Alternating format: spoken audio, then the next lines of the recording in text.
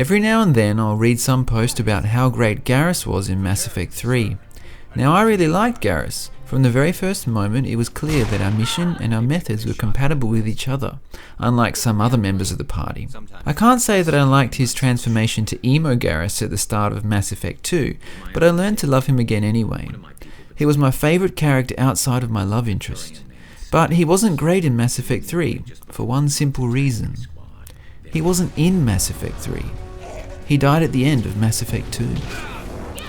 People are invariably shocked when I tell them this, and when I go on to inform them that yes, I did carry on and continue this save file into Mass Effect 3 instead of loading an earlier save and ensuring that he lived.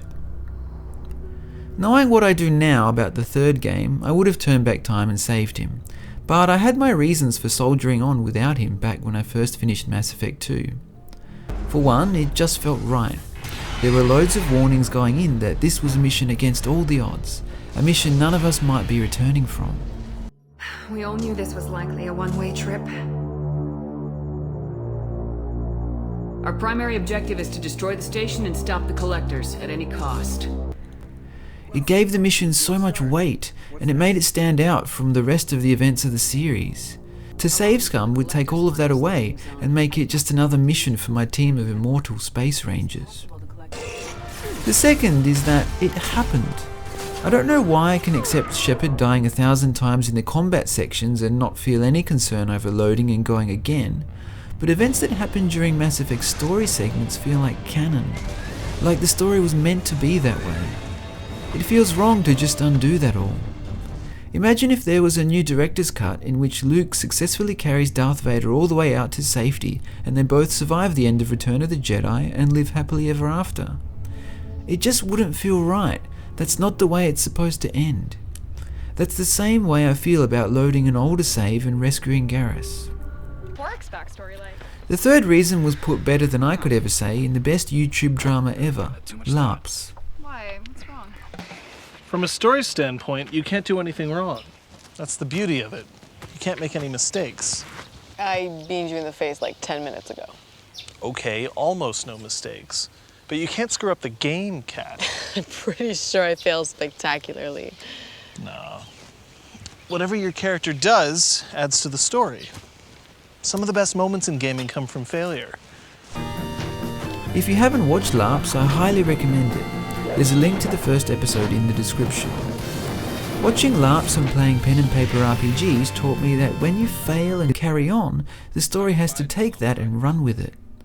But my losses took drama away from Mass Effect 3 instead of adding to the story. My game was full of pale clones instead of interesting characters. I had not Garrus, not Mordin, and so on. Scenes just play out with an uninteresting understudy replacing the character who died.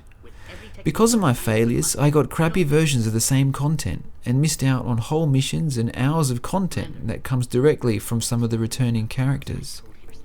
There was some compensation, for example lines like this. Where would Garrus have been in all this? Pissed. And right in the thick of it. But what I wanted was some original content that can only be accessed by having some characters die, something that develops out of their death. For example, maybe this guy could be Garrus's brother who now blames me for his death and wants answers, or perhaps revenge. How about a whole mission where I'd have to defend myself either legally or with force against accusations that I was an unfit leader that gets all my soldiers killed? At the end of the day though, I can forgive BioWare for not developing original content for all those losses. I was in a tiny minority. According to my dodgy research on Reddit, almost 80% of players didn't carry a single loss into Mass Effect 3. And 95% of players only lost 2 or less. Many of those players were people who'd gone back and fixed their mistakes. Perhaps I'd missed the point of the suicide mission in Mass Effect 2. Allowing failure changes everything, even if they expect most players to eventually succeed. Success has no real meaning if it's impossible to fail.